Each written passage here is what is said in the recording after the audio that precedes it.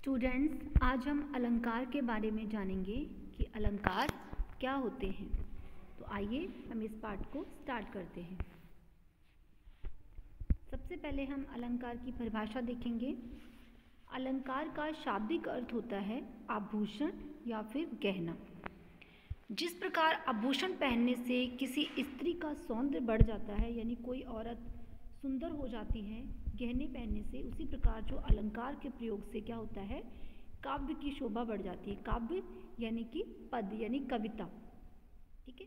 साहित्य दो प्रकार का होता है, गद्य और पद। गद्य यानी कि जैसे आपके नाटक कहानी हो गए, और पद यानी कविताएं। तो कविताओं में अलंकार का प्रयोग जब होता है तो उससे कविता और ज़्यादा सुंदर हो जाती है। तो अलंकार की परिभाषा है कि काव्य की शोभा बढ़ाने वाले तत्वों को या धर्मों को अलंकार कहते हैं। जो किसी वस्तु को अलंकृत करे वह अलंकार कहलाता है। ये तो सिंपल अलंकार की परिभाषा है। और इसके दूसरे अर्थ में काव्य की शोभा बढ़ाने वाले तत्वों को अलंकार कहते हैं। आगे हम अलंकार के भेद देखेंगे। अलंकार के दो भेद होते हैं, शब्द अलंकार और अर्थ अलंकार।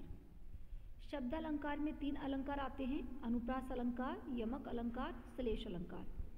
और अर्थ अलंकार में आपके चार होते हैं, उपमा, रूपक, उत्प्रेक्षा, अतिशयोक्ति।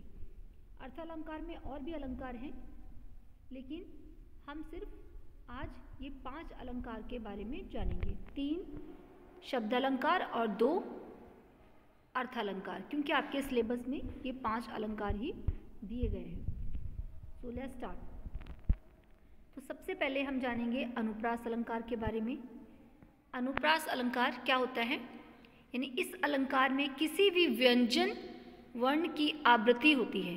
यानी कोई भी वर्ण जो होता है वो एक से कई बार प्रयोग में लाया जाता है। जैसे कि तरनी, तनुजा, तट, तमाल, तरुबर, बहुशाय। आप एक एग्जाम्पल में देख सकते हैं कि त वर्ण की आवृत्ति कई बार हुई है, यानी ता वर्ण कई बार यूज किया गया है। फर्स्ट में तरणी में ता, तनुजा में ता, तट में ता, तमाल में ता, तरुबर में ता। यहाँ पर ता वर्ण की आवृत्ति 5 बार हुई है, इसलिए यहाँ पर अनुप्रास अलंकार है। यानी इसकी सिंपल डेफिनेशन है, जब किसी वर्ण की आवृत्ति एक से अधिक बार हो तो वहाँ पर अनुप्रास अलंकार होता है। इसके अन्य एग्जाम्पल हैं, जैसे प्रसाद के काव्य कानन की काकली कह के लगाती नजर आती है, चारों चंद्र की चंचल किरणें खेल रही हैं जलथल में, मुदित महीपति मंदिर आए, सेवक सचिव सुमंत बुलाए, बंधु गुरपद पदुम परागा, सुरुचि सुवास सरस अनुरागा। इसमें आप देख सकते हैं कि कई वर्ण कई बार यूज किए गए हैं। नेक्स्ट आपका अलंकार है यमक अलंकार। जब कविता में एक ही शब्द 2 या 2 से अधिक बार आए और उसका अर्थ हर बार भिन्न हो, वहाँ पे यमक अलंकार होता है। जैसे कि एग्जाम्पल आप देख सकते हैं, यहाँ पर एग्जाम्पल दिया है, कह कभी बेनी, बेनी ब्याल की चुराई लीनी, रति रति शोभा सब रति के शरीर की। तो इसमें देखिए आप, पहले पंक्ति में बेनी शब्द की आवृत्ति 2 बार हुई है। यानी यहाँ पर आप देख सकते हैं पहली पंक्ति में जो बेनी शब्द है वो 2 बार यूज किया गया है। तो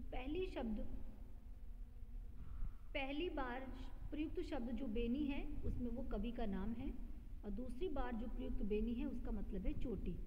ठीक है। तो यमक अलंकार की परिभाषा बहुत ही सरल है। इसमें ये होता है कि जो शब्द होता है वो एक से अधिक बार जब आए और उसका हर बार अर्थ अलग हो, यानी जितनी बार भी वो आए उतनी बार उसका अर्थ अलग हो, तो वहाँ पर होता है यमक अलंकार।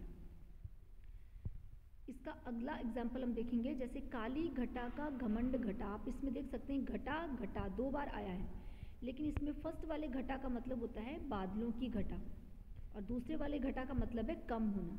ठीक है। दोनों बार इसका मीनिंग जो है वो अलग है। तो यहाँ पर क्या है, यमक अलंकार है। तो आई होप सभी को ये समझ में आ गया होगा। नेक्स्ट है आपका श्लेष अलंकार। श्लेष का अर्थ होता है चिपकना।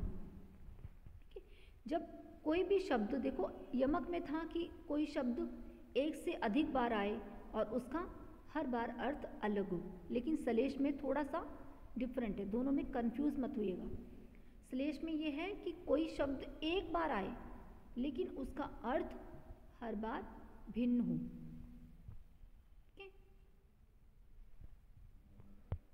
जहां एक ही शब्द से दो अर्थ चिपके हों, यानी एक ही शब्द हो और उसके अर्थ दो निकलते हों, 2 या 3, इसलिए इसका अर्थ जो है चिपकना है।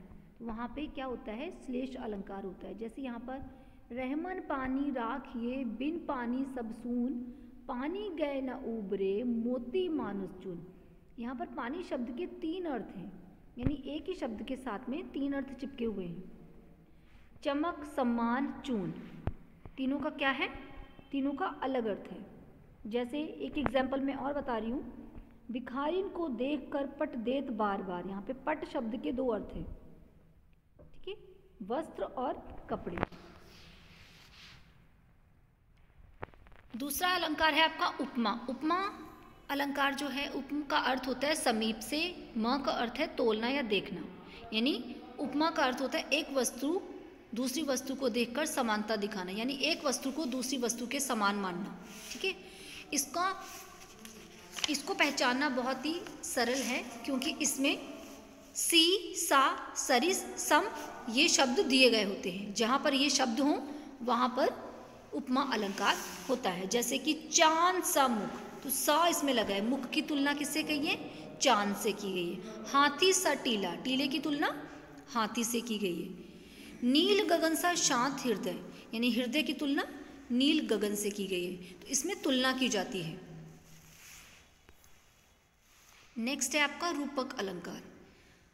जब उपमेय पर उपमान का निषेध रहित आरोप करते हैं तब रूपक अलंकार होता है। उपमेय में उपमान के आरोप का अर्थ है दोनों में अभिन्नता का अभेद दिखाना, इस आरोप में निषेध नहीं होता। जैसे यह जीवन क्या है, निर्झर है। इस उदाहरण में जीवन को निर्झर के समान ना बताकर जीवन को ही निर्झर कहा गया है, अतएव यहाँ रूपक अलंकार हुआ है।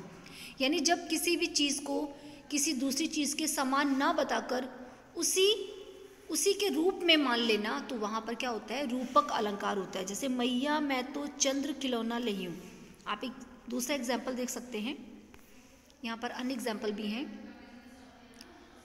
ठीक है। बीती विभावरी जागरी अंबर पनघट में डुबो रही, तारा घट उषा नागरी। यहाँ पर उषा नागरी, उषा में नागरी का, अंबर में पनघट का, तारा में घट का निषेध रहित आरोप हुआ था। यहाँ रूपक अलंकार, यानी यहाँ पर अंबर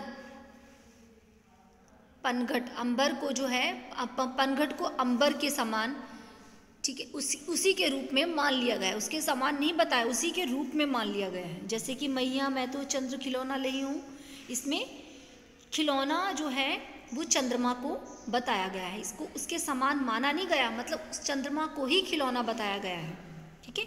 चरण कमल बंदो हर्राई में चरणों को जो है कमल बताया गया है, ठीक है। चरणों को क्या बताया गया, कमल की जो है उपमा दी गई है, उसका रूपक उसके समान बताया गया है। तो यहाँ पर क्या है, रूपक अलंकार है। जब उसके समानता ना दिखाकर उसको दूसरी चीज़ के समान मान लिया जाता है तो वहाँ पर रूपक अलंकार होता है। तो आई होप सभी बच्चों को ये अलंकार अच्छे से समझ में आए होंगे। So thank you and have a nice day.